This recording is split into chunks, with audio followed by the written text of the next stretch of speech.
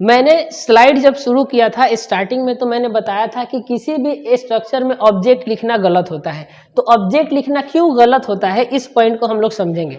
यहाँ पे एक स्ट्रक्चर लिखा हुआ है subject plus V1 plus V5 plus object. इसको मैं यहाँ पे बड़ा बड़ा लिख दे रहा हूँ ताकि अच्छे से दिखे। यहाँ पे जो स्ट्रक्चर लिखा है वो है subject plus V1 plus V5 plus object.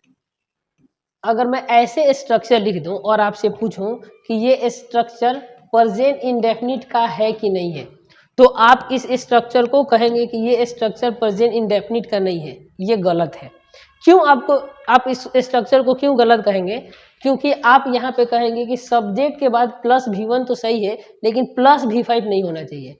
Structure ऐसे होना चाहिए सब्जेक्ट प्लस V1 या V5 प्लस ऑब्जेक्ट। ये वाला स्ट्रक्चर आप गलत काटेंगे, इसको आप सही कहेंगे। क्यों सही कहेंगे? क्योंकि यहाँ पे प्लस V1 और प्लस V5 नहीं होना चाहिए।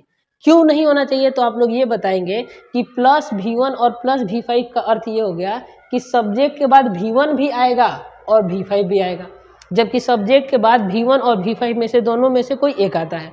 तो आप ऐसे लिख के बताएंगे कि पहले सब्जेक्ट और V1 और ये या का चिन्ह है V1 और या V5, तो आप ये बताएंगे कि या तो V1 आएगा या तो V5 आएगा। अब प्लस लिखने का अर्थ है कि दोनों आएगा, तो इसीलिए आप इस स्ट्रक्चर को गलत काट देंगे और कहेंगे कि सब्जेक्ट प्लस V1 या V5 प्लस ऑब्जेक्ट, ऐसे स्ट्रक्चर होना चाहिए। तो आपने यहाँ पे इस स्ट्रक्चर को गलत इसीलिए काटा क्योंकि यहाँ पे प्लस था और प्लस देने का अर्थ हो गया कि V1 भी आएगा और V5 आएगा, तो इसीलिए इसको आपने गलत काटा। तो फिर यहाँ पे आप ये बताइए कि जब आप स्ट्रक्चर लिखते हुए प्लस ऑब्जेक्ट देते हैं तो इसका क्या अर्थ हो गया? यहाँ पे जब हमने प्लस ऑब्जेक्ट दिया तो इसका क्या अर्थ हो गया? इसका अर्थ ये हो गया कि सब्जेक्ट प्लस V1 और V5 में से कोई एक और फिर प्लस ऑब्जेक्ट यानी V5 या V1 के बाद तुरंत ऑब्जेक्ट। यहाँ पे प्लस देने का क्या अर्थ होता है कि V1 और V5 के तुरंत बाद ऑब्जेक्ट आएगा, लेकिन ऐसा तो होता नहीं है। एक एग्जाम्पल हम लोग लेते हैं। मैंने यहाँ पे लिखा मैं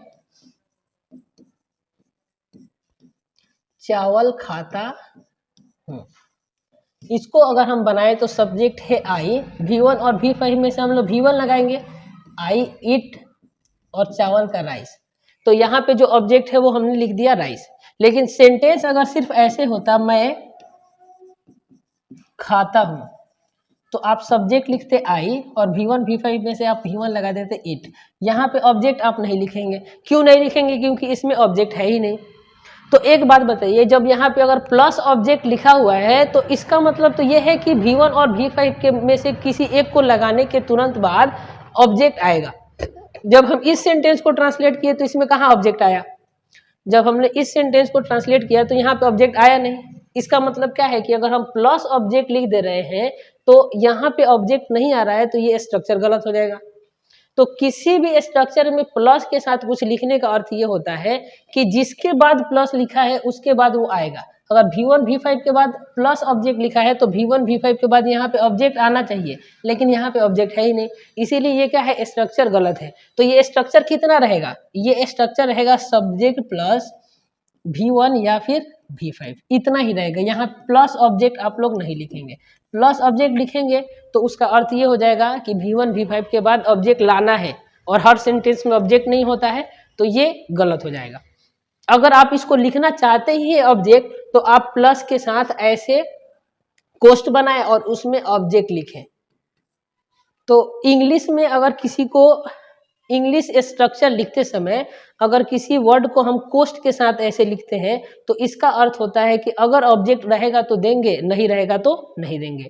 तो आप ऐसे लिखें सब्जेक्ट प्लस V1 या V5 प्लस ऑब्जेक्ट, और ऑब्जेक्ट को आप ऐसे कोष्ठ में कर दें। ये कोष्ठ ये इंडिकेट करेगा कि ऑब्जेक्ट रहेगा तो लगाना है, नहीं तो नहीं लगाना है। अगर आपने इसके पहले से कोष्ठ हटा दिया, डायरेक्ट लिख दिया ऑब्जेक्ट, तो इसका मतलब ये है कि V1 V5 में से ऑब्जेक्ट आना ही है, V1 और V5 के बाद ऑब्जेक्ट आना ही है, और ऐसा होता नहीं है, तो ये ऑब्जेक्ट लिखना गलत हो जाता है।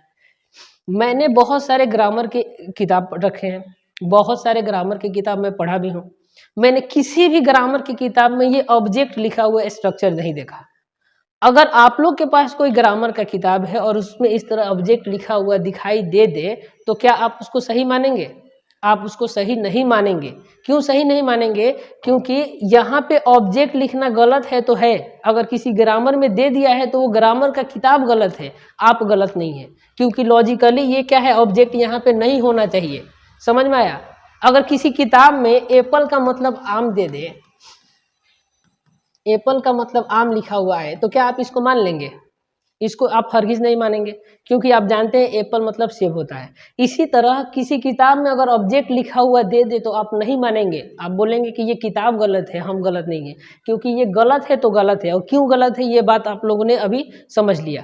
समझ में आया? तो किसी भी स्ट्रक्चर में ऑब्जेक्ट लिखना ये गलत होता है। इस पॉइंट को भी हम लोग समझ लिए। वीडियो बड़ा होने वाला है क्योंकि हम एक एक करके हर एक पॉइंट को समझते जा रहे हैं। तो नेक्स्ट स्लाइड देखते हैं कि नेक्स्ट स्लाइड में हमें क्या पढ़ना है। चलिए, अब नेक्स्ट स्लाइड में हमें ये पढ़ना है कि कुछ सब्जेक्ट के साथ V1 तथा कुछ सब्जेक्ट के साथ V5 क्यों लगता है। आपने टेंस जब पढ़ा होगा, प्रेजेंट इंडेफिनिट टेंस, तो उसमें आपको दिखाई दिया होगा कि कोई सब्जेक्ट है जिसमें V1 लग रहा है, कोई सब्जेक्ट है जिसके साथ V5 लग रहा है। तो कब किसी के साथ V1 लगता है और कब किस सब्जेक्ट के साथ V5 लगता है, इस पॉइंट को हम लोग समझेंगे।